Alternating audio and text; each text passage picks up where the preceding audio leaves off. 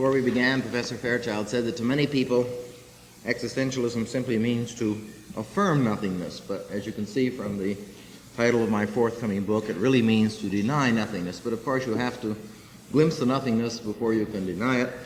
And that is why I suppose existentialism is a philosophy as well as a literature and a psychotherapy. Because if you don't watch out, you'll get lost in the nothingness. Existentialism is, I suppose, the most popular and least understood of contemporary philosophical movements. I gave a lecture at the John Dewey Philosophy Club at the University of Vermont on the existentialism of Martin Buber some time ago. Before the lecture, there was a young man who was speaking to me, and he said, "I know nothing about Martin Buber, and I know nothing about existentialism, but I have an idea that the latter is important for the former. So would you please give me a one-sentence definition of existentialism so that I may understand Martin Buber?" So I said to him, "You know nothing about X and you know nothing about Y. Wouldn't it be better if I told you something about Martin Buber? Instead of giving you a definition of existentialism from which you may deduce something about him." And then I added, "And I have given you a definition of existentialism in what I just said." He was not at all pleased. "Give me a one-sentence definition of existentialism" is more often an expression of anxiety about being au courant, being up to date, than it is a genuine desire for knowledge. I don't know how many people have rather impatiently said, "Now, why can't you explain to us very simply what it is?" This usually means a desire to reduce it to something that exists, as the name would imply, to an essence, something that can be neatly categorized and put up there. It means, in other words, that people want to know about existentialism as an object, as something to be twirled around at cocktail parties and balanced with teacups at tea parties and so on. But if you do that, you will never understand it from within. For from within, it is the thinking of men who have staked their very existence in their thought and who authenticate, who verify their thought in their existence. The fact is, there is no single philosophy of existentialism. Even if you'll hear some Kierkegaardians saying it's really Kierkegaard, and even if Jean-Paul Sartre won the acclaim of the Time magazine when he came to this country in 1946, and even if Medard Boss will tell you that to get rid of the tangled threads of contemporary situation, we have to go back to Martin Heidegger as the only true starting point, none of these statements are true. There is no one starting point of existentialism. There is no one dominant school of existentialism. There is no single philosophy of existentialism. That doesn't mean that there are no philosophies, but they are convergent and divergent. They are alike in some things and different in others. And we will never and can never hope to understand existentialism as the extremely significant philosophical and cultural and even psychological movement that it is in our century unless we give up the hope of finding some touchstone. I don't know how often I've had the experience of lecturing on existentialism and saying, for example, that most of the existentialists are religious, as it happens they are, and then having someone stand up and say, "But what about Sartre?" who I had already said, of course, he is not. The tendency to try to define existentialism in terms of a simple key, I think, shows the unwillingness to get into the subject. Naturally, I was gratified when, at the time when Jean-Paul Sartre rejected the Nobel Prize in Literature, Life magazine, in a big write-up, a series of articles on Sartre, had one on existentialism where it quoted at length from the introduction to my book, The Worlds of Existentialism, A Critical Reader. I was particularly gratified because I thought it was very important that it should be said somewhere, largely said, what they did quote, namely that existentialism is not a philosophy but a temper, a mood that unites divergent philosophies and convergent ones.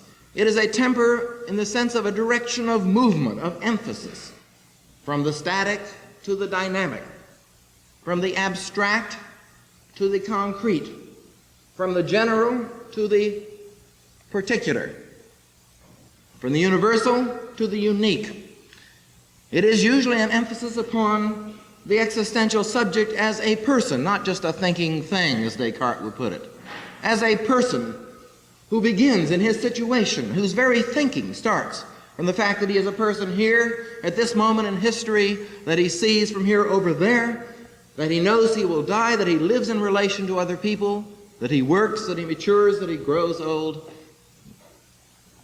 All of these things certainly unite the existentialists, and they demand that one choose, that one commit oneself, that one be involved in some serious way in the situation. Nothing could be further from the existentialist temper than the idea that life is simply a game and you pull the pieces of life's game out of your pocket and play with them as you will. This is the attitude which I call the modern Gnostic in my book, To Deny Our Nothingness. No, the existentialist, he isn't always grimly serious, but he does think that he is involved in his decision and that he changes through his decision. He couldn't, for example, make a trial marriage with the notion that after 20 years he'll start over again if it didn't work, for he will be aware that he will be a different person. In 20 years he will have put himself in a new situation. And recognizing that every decision, including not making a decision, is a momentous decision, he will not act as if he somehow is a subject that is floating above the air. He will not be like the idealist philosopher who somehow saw human man as a rational being who could look up from above with great serene detachment, sub specie aeternitatis, down upon things as they are. Now, this doesn't mean simple relativism. It doesn't mean that the existentialist says, well, everything is relative to your circumstances and therefore nothing matters. Because the existentialist, in contrast to the cultural relativist, sees the situation from within. He may, like Friedrich Nietzsche, recognize that every people has its land, its sky, its home, it's the law of its surmountings. But he also knows that man is the valuing animal. Not that man is an animal looked on from the outside who has values, but he is an animal, a being who must make decisions because he lives in time, because he has potentiality, because he must make value decisions, not just technical decisions of how do I get from here to Broadway, but real value decisions about his life, and that without valuing, the nut of existence is hollow. This is one of the things which differentiates existentialism from, let's say, current empiricism and naturalism. Empiricism and naturalism tend very often also to emphasize the particular. But the particular that they emphasize, very often as for the behaviorist psychologist, is seen entirely from outside. Like the B.F. Skinner, the behaviorist psychologist, who said, to us there is no difference between a man racing for a train or training for a race. Meaning we stand resolutely outside of what goes on. The existentialist is not simply concerned with subjectivity in the sense of your inner feelings, but he knows that you have to understand from where you are, because you are the person who are asked. Once at the end of a class at Sarah Lawrence, freshman class, all the other students had gone out, and one girl burst into tears. And I said to her, why are you crying? And she said, if I had been born in Africa, I would have had a different God from the one that I had. And I thought about that, and I said, what makes you think that if you had been born in Africa, you would have been you? What made her think that her I was something that could sort of be transposed between times and places in that fashion? It's rather like the what it used to be, at least on the Sarah Lawrence admissions form, if you had to be born in some other century, what century would you choose? There is something hypothetical about such a question which baffles me, I confess. These are points on which existentialism converges, not as a philosophy, however, but as a temper. One can say that every existentialist, as far as I know, and as far as one can use the term properly, every existentialist is concerned with the difference between authentic and inauthentic existence. But having said that, one must then recognize that what they mean by authentic and inauthentic existence differs from existentialist to existentialist. for Jaspers, for Kierkegaard, for Heidegger, for Sartre, for Gurdjieff, for Buber, for Tillich. Each one has his own view of what is authentic. It is a formal, and in that sense, an empty concept. I don't mean it's not valuable, but it doesn't give you, it doesn't point to what it is. Once I was teaching in the new school, and one of the most loyal students for year upon year of my new school class raised her hand and she said, "Dr. Friedman, I am troubled." And I said, "Why are you troubled?" She said, "I am troubled because I am afraid that perhaps I am not authentic." And I said to her, "Mrs. So-and-so, it would never occur to me to ask myself that question. Rather, I ask, what is it about my life that led me to forget to bring a pencil with me so I could mark my text in the subway in preparation for my lecture at the new school?" In other words, if existentialism seems to proliferate new abstractions quite as abstruse as the old ones it rejects, if the anti-Hegelians often seem to resemble Hegel in their fondness for all sorts of new terms and dialectical twists, nonetheless, the point of existentialism, so far as I can grasp it, is to point to the concrete human existence. Now here a common misunderstanding must be laid aside. There is no such thing as existence minus essence, as particular minus general, as a fact minus concept. We live as human beings, alternating between these. The real issue is only the issue of the status of abstraction.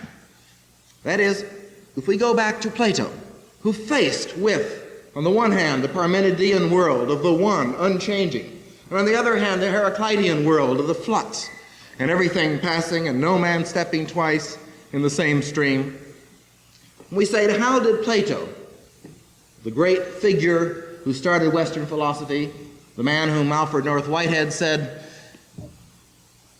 all the rest of philosophy is merely footnotes to, how did he resolve it? He resolved it by relating existence and essence by showing the particular world as a sort of an uneasy combination of unchanging forms and perishing existence, rather, of an absolute being, the good, the true, the beautiful, and archetypal ideas up there. And then down here below, something which could relate to it, to be sure, but often, as in the myth of the cave, stood in the way of it, so that the philosopher has to break the chains, go out of the cave, go up to the sun. Now, compared to Parmenides, Plato was an existentialist. I mean, he had a lot more concern for the existence of you and me than Parmenides did. But nonetheless, insofar as he, and much Western thought and Western metaphysics after him, placed the really real in an unchanging world and saw time as merely the reflection, the moving image of eternity, to that extent, it was essentialist moving toward that. And insofar as men like Nietzsche, but even before them, Pascal, Meister Eckhart, Job, St. Augustine, have moved away from that toward an emphasis upon the particular. Insofar as they have said, like Nietzsche, that not that celestial not, but here, this world of becoming is the real world, that the bowels of existence only speak to man as man. To that extent, we have an existentialist direction in the history of philosophy. Existentialism has always been with us as motif, certainly. When Job insists on his own innocence, when he insists on the facts and will not go along with the orthodoxy of his friends, this is certainly an existentialist motif. When Heraclitus, the great pre-Socratic Greek philosopher, says that men should be present and not absent, they shouldn't go around like sleepwalkers, this is certainly an existentialist motif. When Jesus says, if the salt hath lost its savor, wherewith shall it be salted? This is an existentialist motif. When Meister Eckhart says, what does it matter if God was made man in Christ, if Christ is not born in my soul? That is an existentialist motif. When Pascal says, it is a dizzying thing to me that I am here and not there, and that I live now and not then, when he sees the contingency, if you like, even the absurdity of the particular fact which cannot be rationalized, which cannot be removed, This is an existentialist motif. When he sees man as a finite middle between the infinite and the infinitesimal, as neither everything nor nothing, this is an existentialist motif. But none of this is to say that these men are to be classified as existentialists. The classification is not important, and very often we find, as with Nietzsche, a mixture. Nietzsche says, the bowels of existence speak to man as man, and he also says that existence is not as the idealist would like to think, something smooth and thinkable. See, the idealist philosopher against whom most of the existentialists reacted is the man who held, like Descartes, that if an idea is clear, it must be true. Now, the existentialist does not, as some people think, go the exact opposite and say that because an idea is unclear, it is true, but he does say that you try to make existence smooth and thinkable. These are Zarathustra's words. For you doubt with good reason that it is smooth and thinkable. You have your eternal reason spider and reason cobweb.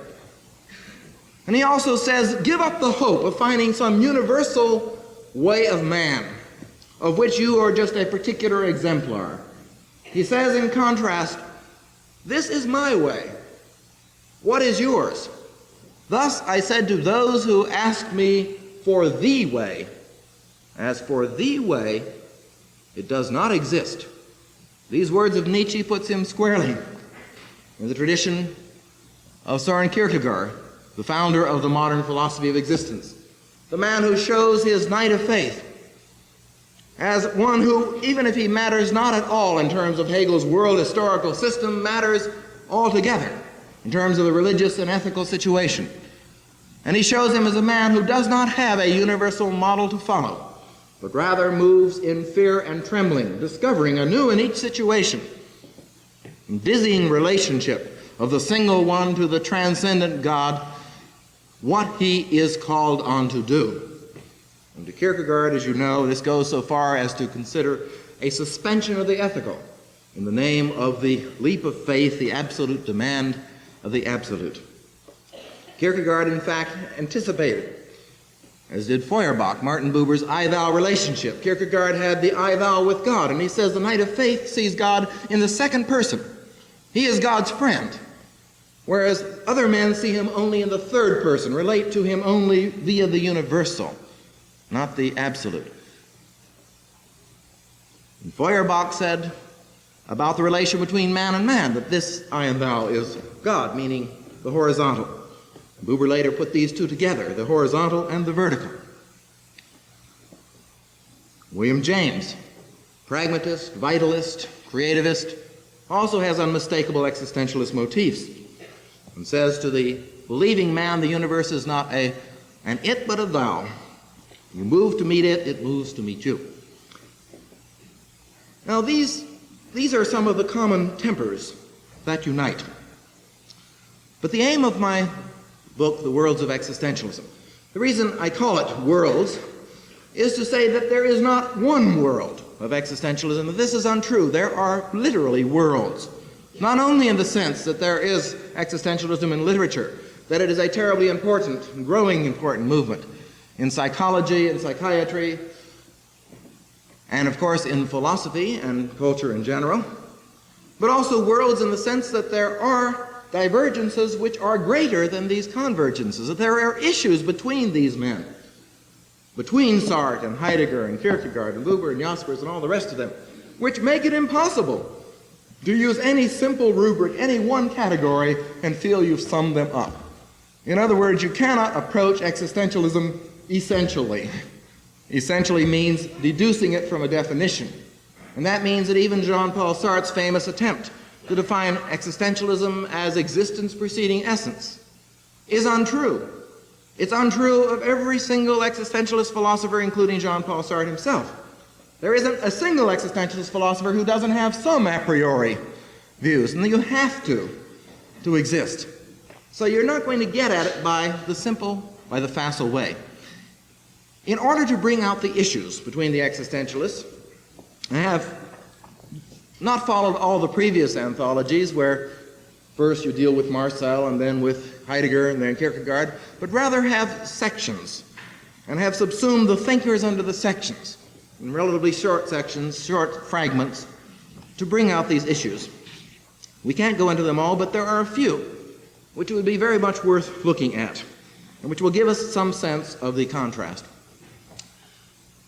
First, there is if we recognize, as I said, the forerunners, the movement of philosophy, if we recognize existentialism as a reaction against idealism, which also is based upon it, then we can move on to 20th century existentialism, to contemporary existentialist thought, which is really spread out in wide streams and is no longer reacting against Hegel, because Hegel isn't that important to many people today, and see where it comes together and where it diverges. The first element is what I call phenomenology and ontology. Now, Kant told us that we cannot grasp the thing as it is in itself, that we know a world which is somehow based upon our space and time categories that we project on it. Oh, not as individuals, to be sure, but that the nature of our rational minds was such that we can never know anything apart from our own objective categories of knowing. But the phenomenologists arose, men like Wilhelm Dilthey, Edmund Husserl, and they said, well, even so, by opening oneself to a large variety of phenomena, by going to the things themselves, as Husserl says, it should be possible to get some insight into essence. That is, if we lay aside, Husserl's famous term bracketing, if we lay aside the question, does it exist or doesn't it exist, or what is it minus our knowing it, we can then get beyond the old-fashioned theory of knowledge, which has a subject here which is trying vainly to make contact with an object there. Every existentialist criticizes Descartes' famous cogito ergo sum, I think, therefore I am, because he has a thin thinking subject, not even a subject at all. But every existentialist would also criticize the notion that I am imprisoned in my consciousness and have no contact really yet with anything beyond me. So Husserl tells us that we rather look in terms of intentionality, that every consciousness already is an intentionality toward something that it knows. And so instead of having a subject here and an object there, it rather has a field of knowing in which knower and known are bound together. And bound together in such a way that I may know what comes within my consciousness without having to posit anything about what is it really in some metaphysical or materialistic or realistic sense. Now, the curious thing, though, is that Husserl, who is the great philosopher of phenomenology, was not himself an existentialist. He was an idealist. He still had what he called a transcendental ego. He went so far as to say that knowing the whole world really adds up to exploring my own ego. He didn't put it so crassly. He's called it an universal egology, if you like that better. He didn't, of course, mean one's psychophysical me, but he meant this consciousness behind. Many existentialists, such as Maurice Merleau-Ponty, Martin Heidegger, and Jean-Paul Sartre, proceed from Husserl's phenomenology, but they have to change it in order to make it existentialist. And they do so in different ways. Merleau-Ponty emphasizes what he feels to be the more concrete existential elements in it. Sartre and Heidegger reject the transcendental ego altogether. And Sartre does so in favor of just pure consciousness. And the meeting with other consciousnesses is an emptiness placed before him. Heidegger does so in terms of the emphasis of personal existence as Dasein, being there, and in der Weltsein, being in the world. And they say it's not a question of how do I relate to the world, I already have a world in existing. This is the sort of thing that Ludwig Binswanger picks up in his existential psychoanalysis, that he says, I can understand a schizophrenic in terms of his world design. To Sartre and to Heidegger both, you don't have to look behind appearance or phenomena to find reality. But reality is being revealed all the time in this. This is the basic thought in both of these thinkers. But Heidegger carries us further. He calls it a fundamental ontology. We're going to discover what being really is as it reveals itself in these particulars. And in his later thought, so it seems to me, this is a disputed point, in his later thought he seems to get almost to being as such. Still, of course, in time, still revealing itself, but with much less concern for these existential categories. But these are not the only phenomenologists. Kierkegaard is one in the sense that he has these famous categories of the concept of dread, the anguish that leaps from innocence to experience, or the sickness unto death, where I am of despair of being myself and despair of not being myself, what Binswanger has called the most important anthropological contribution to understanding schizophrenia. And Paul Tillich has given us existentialist categories, somewhat based on Kierkegaard and Heidegger, when he talks about the anxiety, the ontological, the real anxiety that can't be removed by any psychoanalysis because it goes with our existence itself. The anxiety of fate, death, and contingency. The anxiety of emptiness and meaninglessness. The anxiety of self-condemnation and judgment. And he says, in fact, that a neurotic is often one who cannot face non-being, and therefore he has to restrict the world of being that he encounters. I suppose that one could say of Martin Buber, too, as of Karl Jaspers, that they also are phenomenologists. Jaspers, with his famous notion of the limit situation, we come up against the limits of our life. We shipwreck on death, on disaster, on many things, and then we come up, as it were, to the transcendent, which we cannot know and yet meet, and we attain to genuine existence. And Martin Buber speaks of when he was a student of Dilthey's, he speaks of the I-thou relationship through which I meet the uniqueness, not just of persons, but of things, of the world of art. The bestowing side of things leaps up to meet me as I move to meet it. But in Buber and in some of these others, there is an issue which I'd like to bring out, and that issue has to do with pointing to the concrete. To what extent is existentialism to be understood as an analysis of the human conditions in terms of general categories, such as being there and being with and so on? To what extent is it actually a pointing to concrete, unique human existence?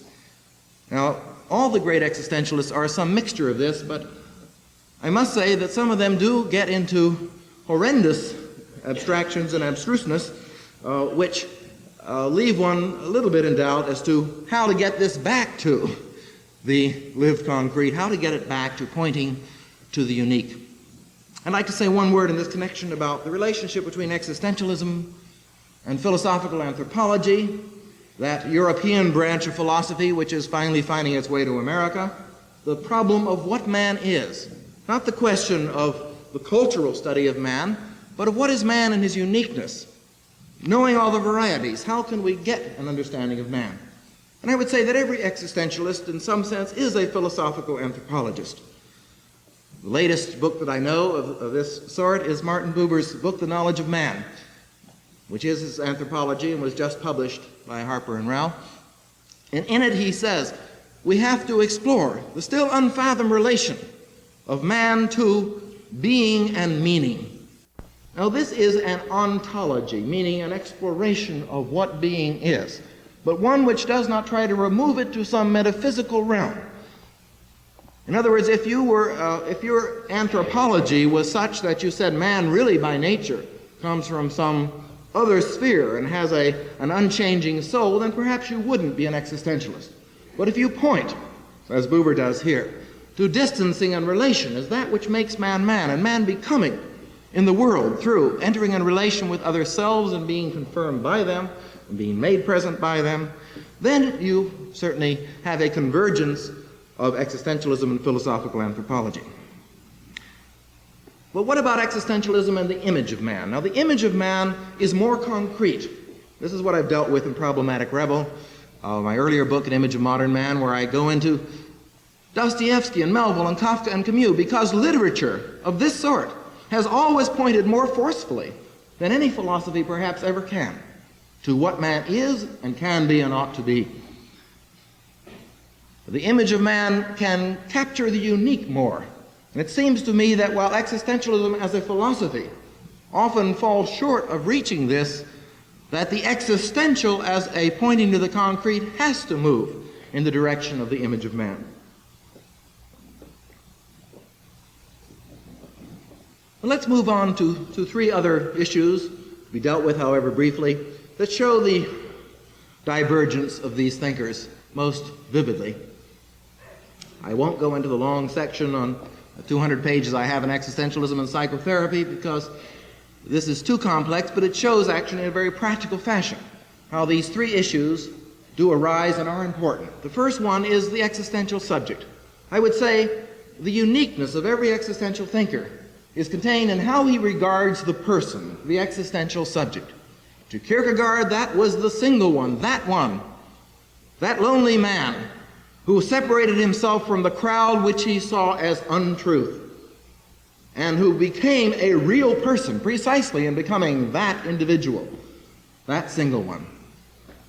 Now Martin Heidegger is very like Kierkegaard, except that Kierkegaard's single one became a single one in order to meet this transcendent God that somehow is not met in the ordinary world of reason at all, in order to make the leap of faith. But Heidegger has das Man, the they, the one, the anonymous crowd in which we lose ourselves, and in contrast to that, to him the existential subject, the real person, is the man who becomes authentic not in relation to anything beyond himself, but in relationship to his ownmost potentialities. And these potentialities Heidegger sees as particularly marked out for us by the fact of our death, our individual death. This is not morbidity. He isn't saying you've got to think all the time, eat, drink, and be merry, for tomorrow we die, or like Donne, that you should wear a shroud to bed. Nothing like that. He simply means that the generality in which we get swallowed ceases to swallow us when we realize that our particular death sets a limit, a finite limit on our existence, and individualizes it down to its own unalienable, non-relationable Dasein, being there, being the person you are, born this way, die this way. You cannot substitute. I once worked in college where we were to have an arts program, and the president suggested a series of the leading names of in the world of art to come for this intercollegiate thing, each one of whom was an outstanding, unique personality, and then underneath he said, or their equivalents. And I try to imagine how any of these people would have felt with the notion that there could have been an equivalent for them. But the existentialist would say, Heidegger would say, that's true for each of us. We have no equivalents. We think we are the average man. We aren't. We are irreplaceable. And our anticipatory resoluteness in terms of our own death, this is what raises our conscience, the call that calls us to be ourselves. If you turn to Sartre's view of subjectivity, it's very different. Sartre, the real Frenchman, still seeking lucidity, a little like the early Camus, still troubled by a world that doesn't lend itself, as Descartes wanted it to rational categories, sees the existential subject as alternating between what he calls the en soi and the pour soi. The pour soi is yourself as becoming from within. Someone says to you, how are you?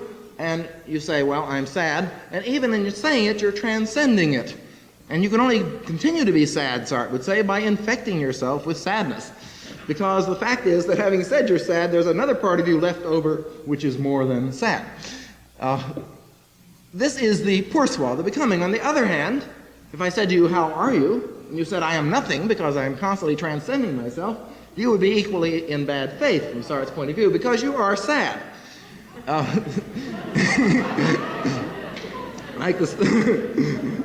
fact, the startling conclusion arises from Sartre's thought that to be sincere is the most direct form of being in bad faith with oneself. I used to think sincerity was something of a goal, but now I know better. He tells the story of the pederast, the man who has homosexual relations with young boys, and his friend. The friend wants to liberate the pederast by getting him to admit that he is one. The pederast doesn't mind saying that he does these things, but he doesn't want to admit he is one. Which one is in bad faith? Asks Sartre. The answer is both are in bad faith. For the definition of a pederast is one who has these relations with young boys, and on the other hand, the friend wants the pederast to be one as this lectern is a lectern. That is, just as a fixed object. In one of Sartre's most brilliant portraits, the portrait of an anti-Semite, shows the anti-Semite as the man who wants to be pitiless rock and furious lightning, everything but a man. He wants to have the same existence as an object has. He doesn't want to have to live in the anguish of constantly transcending himself. You can see, therefore, in Sartre's world, the subject is in constant conflict with itself, going back and forth between seeing itself as fixed and then transcending itself, one and the other. Martin Buber's view of the existential subject is quite different. That is the I that alternates between the I-thou and the I-it relationship, whether it be, as I said, with nature or other people or art or what have you. And the I-it is always the separate partial I, whether the emotions or reason or intuition or what have you. The I-thou is the whole being going out to meet, the being that shares. The I of the I-it is the individual who possesses and has categories. The I of the I-thou is the person who lives in sharing in mutuality. Ortega y Gasset has, in a brilliant essay, has pointed out that to be a true person is anything but being subjective, anything but simply resting on your feeling. On the contrary, it is a matter of a very definite impact that you have on the environment and it has on you. And you have to grow out of your adolescence, this availableness to everything, and you have to choose and become something. He says even the great Goethe remained in some ways a perpetual adolescent. Everything was always broken to flames and flames, but he would never really commit himself to a particular way. As we move now to the next part on intersubjectivity, we come to the field in which I think that the divergences between the existentialist philosophers are greatest and the issues most important and most fateful. Kierkegaard, taking his rejection of his own fiancée Regina Olsen as the model, suggests that one should be chary about having to do with other people. As Regina put it, he sacrificed her to God. The crowd is untruth. It's true that a year later he said if I had had faith, it would have kept her, but to begin with, he saw the relationship to particularly women, because women are the temptation to finitude, but in any way to any other person, as something that got between him and authentic existence, his authentic relation to God. Therefore, Kierkegaard has the least to say of a positive nature about intersubjectivity. And although Kierkegaard is the founder of the philosophy of existence, he seems to split the self into an essential part, a real self, which is in relation with God, and a social self, which is secondary and somehow inessential. In Kierkegaard's later works of love, he does talk a lot about the love of neighbor. But this comes out of first being in this relation with God, out of moving away from it. Now, in contrast to him, we have a man like Dostoevsky who says, I love, therefore I exist. And I challenge you to say where your personality ends and someone else's begins. We have the recognition on the part of practically every contemporary existentialist thinker that we do live in what Sartre calls a world of intersubjectivity, which means a world where we stand in the interrelationship of selves. But having said that, we then have to make, I think, an all-important distinction. And this has not, to my knowledge, ever really been made seriously in dealing with existentialism before my book, The Worlds of Existentialism. And I think it has caused much confusion, because people have tended to regard existentialism as necessarily individualistic, even in a self-defeating way. We have to distinguish, I think, between those existentialists who, while they recognize intersubjectivity, nonetheless see the self as the starting point of real existence, of knowing, of valuing, of meaning. And those who say, no, the meeting between selves is the starting point, the dialogue, the communication. In Martin Buber's words, all real living is meeting. This is an ontological question. That is a question, as Tillich would put it, of what is really real. Now, neither group would say that the relation to others is unreal, but nonetheless there is a hierarchy. Let's take Sartre, for example. Sartre says we are thrown into a world, even if I allow myself to be carried around like an old sack of coal. Nonetheless, I am free, and good and evil whirl around me as possibilities. I am condemned to be free. It's up to me to invent meaning and value in life. He says it's absurd to charge us with arbitrariness because we take our action in a situation.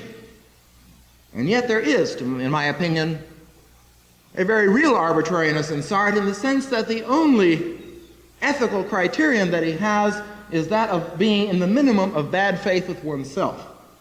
But beyond that, there is nothing in the situation itself or in the relation to the other persons, which is in any real sense a starting point for Sartre. Sartre says that the young man trying to decide between going to North Africa to fight with the Free French or to stay with his sick mother in Paris, if he had wanted one sort of advice, he would have gone to a communist. And if he had wanted another sort of advice, he would have gone to a Catholic priest. But, says Sartre, since he wanted no advice, he came to me. If you read Matthew, the hero of Sartre's Age of Reason, you'll see what this emphasis on freedom means and how it gets one into a terrible paradox, because Sartre recognizes that without commitment there is no true existence, and yet the absolute emphasis upon freedom leaves him no way of making that leap. There is some sort of remnant of Cartesian dualism here, where the consciousness is so cut off from others. Now, Sartre criticizes Heidegger, in part rightly, that Heidegger gives us a vague sort of being with others. Heidegger says, Dasein ist Mitsein, that is, to be there in the world is to be with others. But he leaves this as sort of a general we, like a team. To Sartre, rather, it is a conflict. And the relationship to others is a conflict. Heidegger, in fact, does not carry this very far. He has one beautiful passage. Well, one where he says that it's different, let's say. You have to be in the presence of a thing and to be in the presence of a person who doesn't matter. To be in the presence of a person who doesn't matter is like a deficient mode of being with someone else. And I would agree with that. And he also makes a beautiful contrast between those who leap ahead of others in solicitude to take over for them, handle their job for them, and those who want to clear the way so that others can handle it for themselves. But except for that, he has almost nothing concrete to say on the subject of human relations. Mostly he talks only about the they of ambiguity and curiosity and gossip and the crowd and so on.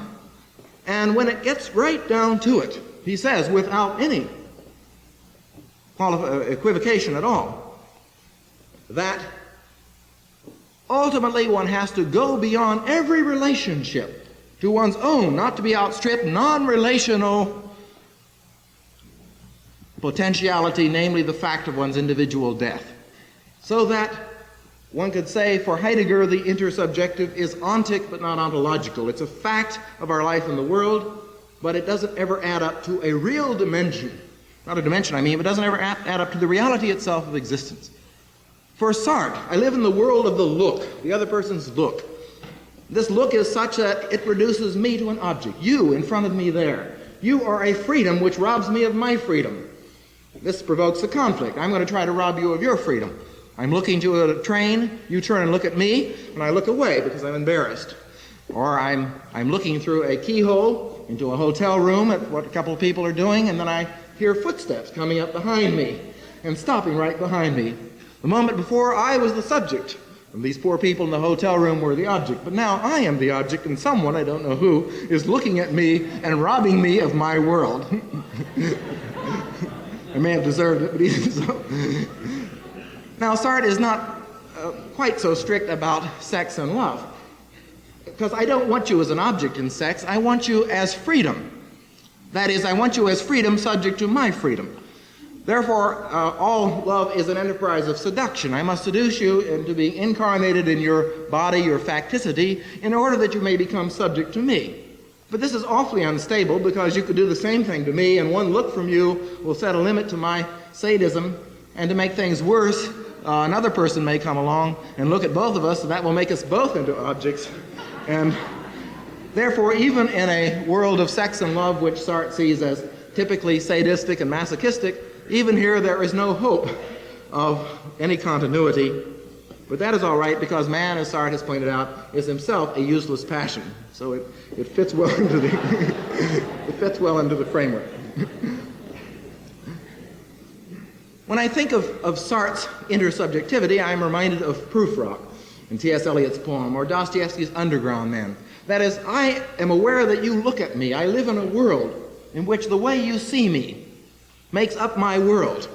But the only conclusion I can draw from this is the conclusion at the end of Sartre's famous play, No Exit: hell is other people. And one of the reasons this is so is that I can never really know how you see me, but only how I imagine you see me. As Prufrock can never move to meet life because he thinks they will say, but how his arms and legs are thin. Or if he moves to a relationship to a woman, she'll say, that's not what I meant at all. And the same is true of the underground man, who has these fantasies about other people, but in fact can never enter into a relationship with anyone, spends 3 years preparing for a duel with a lieutenant who had offended him by moving him aside in a pool hall, and one day passes him and brushes his shoulder on the Nevsky Prospect and feels revenged. And surely the lieutenant 3 years later had no notion of what was going on. It's an unreal world in the sense that it never allows a mutuality of freedom. And this is a curious thing that one has to say about Sartre.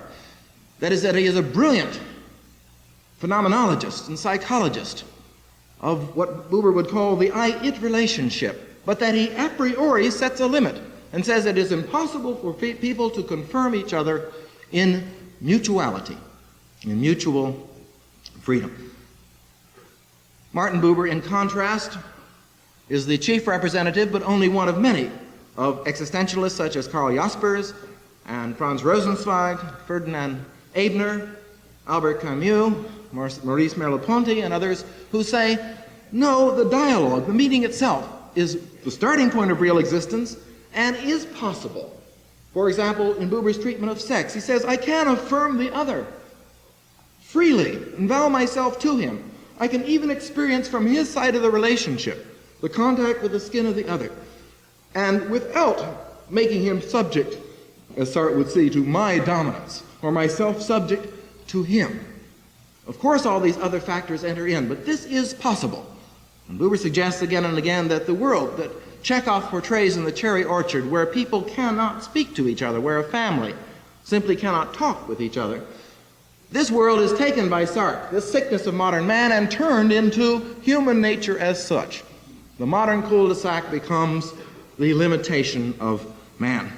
Buber, in contrast, not only asserts the I-thou, but says that true living, while it needs the I-it, the world of indirect relationships, becomes again and again real and present, not in mere togetherness, but in an over-againstness where I meet you in your otherness and your uniqueness, affirm you, and you can affirm me. To some extent, I can even confirm you and make you present. And imagine the real, imagine the other side of the relationship, and in so doing become. It's significant in this connection that one type of existentialist defines existential guilt. They all agree that there's something more than mere neurotic guilt, but one type, to some extent Sartre and Heidegger and Rollemay to some extent, defines existential guilt as not realizing one's potentialities or one's indebtedness.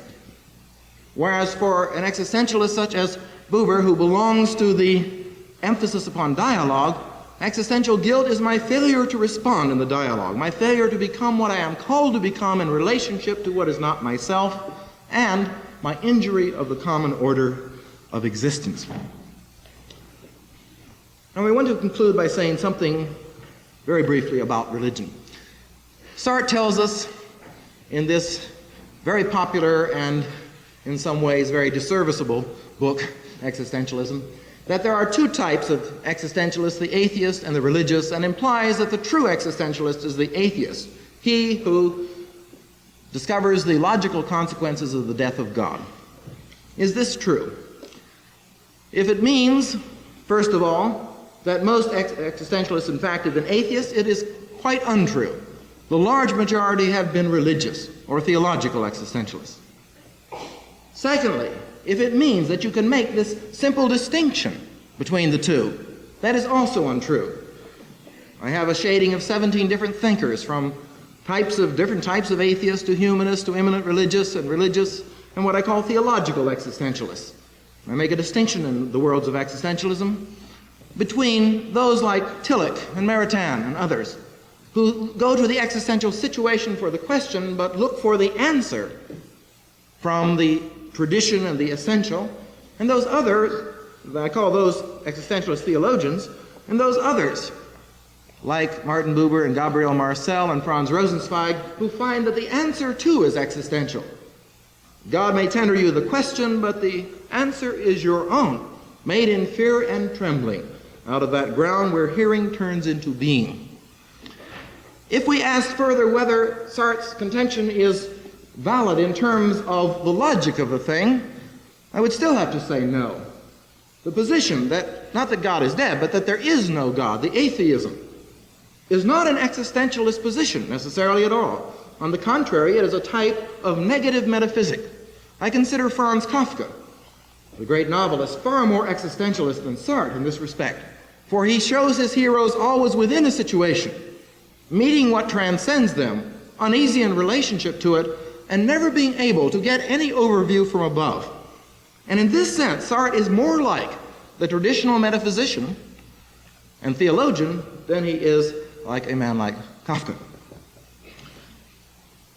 Now, if we ask further, is the death of God in the sense that I speak of it in Problematic Rebel, namely the crisis in Western history, in which man realizes that he lacks a source of values, that he needs a direction of existence, that it matters if we no longer have these clear absolutes or clear guidelines, if the death of God is meant in that sense, is it essential to existentialism? And then I would say yes, that in this the existentialist differs from many American thinkers, such as Erich Fromm or the schools of pragmatists and naturalists and so on, who do not see any consequences of the death of God, who do not feel that there is any historically important watershed, because they seem to feel that the same values are there. But as Sartre says, they aren't there if that which was the source of them has disappeared.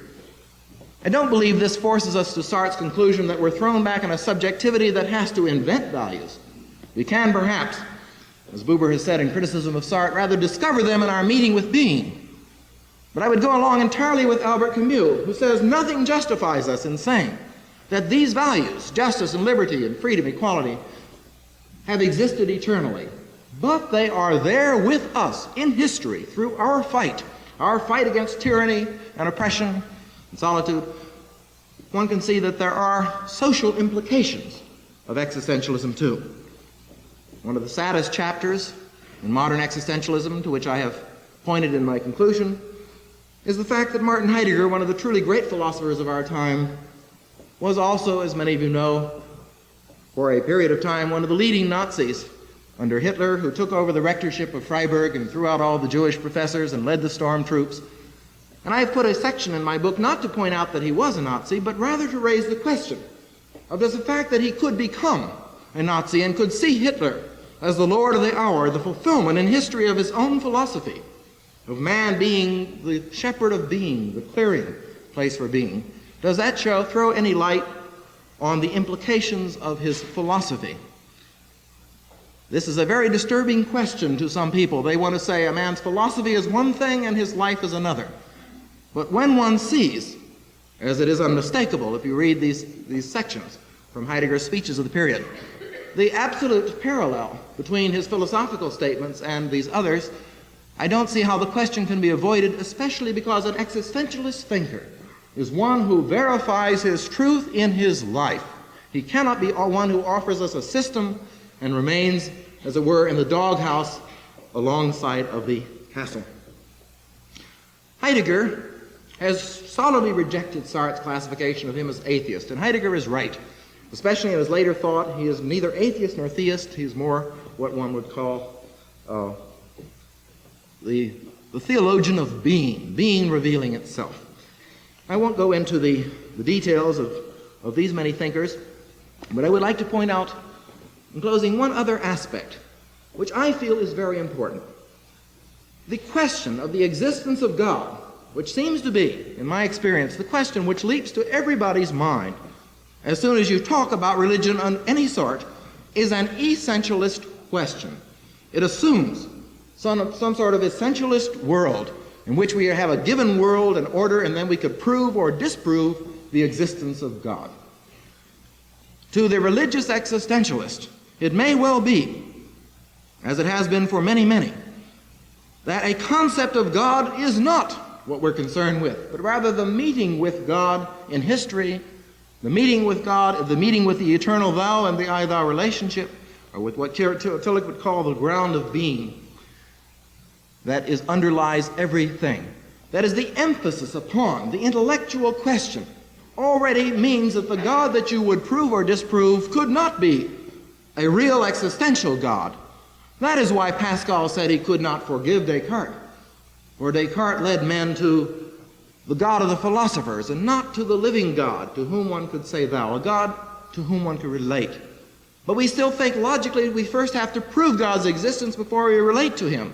But Kierkegaard pointed out if you proved a person's existence and then try to speak to him, it would be an insult. And I would go further and say you could never really speak to him. For if you proved his existence as an object, he could never become for you a person. Last night a neuropsychiatric surgeon said to me in Dartmouth College, I am a man who has to do a great deal with death. I have to open the brains of men. And then I have to walk back into the room and see this man as a patient. I lived my life in this alternation between what Buber calls the I-it and the I-thou. It was a serious concern for him. But the nature of that concern was starting with the point of existential reality. Now, following this up, I would say that a truly existential approach to religion would perhaps pay less attention to what people profess and more attention to their basic attitudes. That is, the responses they bring to the real decisions they have to make in life. I've tried to point this out in my book, Problematic Rebel, a section of which I reproduce in the Worlds of Existentialism, by pointing to Albert Camus, who was an atheist, and Martin Buber, who was a theist, and saying that both of these men are what I call the modern Joe. That is, the man whose attitude, whether face to face with the eternal thou or the absurd, is still to contend and to trust, to remain in the dialogue.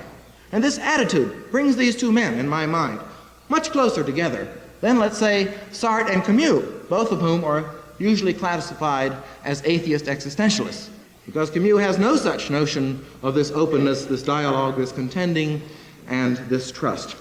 And I was very much struck when Martin Buber himself stressed this in a statement on my book, Problematic Rebel, a statement which is not theological, but sees the problem of the death of God, which underlies so much modern crisis of values and religion, as the problem of the emptying of meaning. Speaking of its progression from Melville, Dostoevsky, Kafka, and Camus, Buber wrote, "The theme is the revolt of man against an existence emptied of meaning, the existence after the so-called death of God.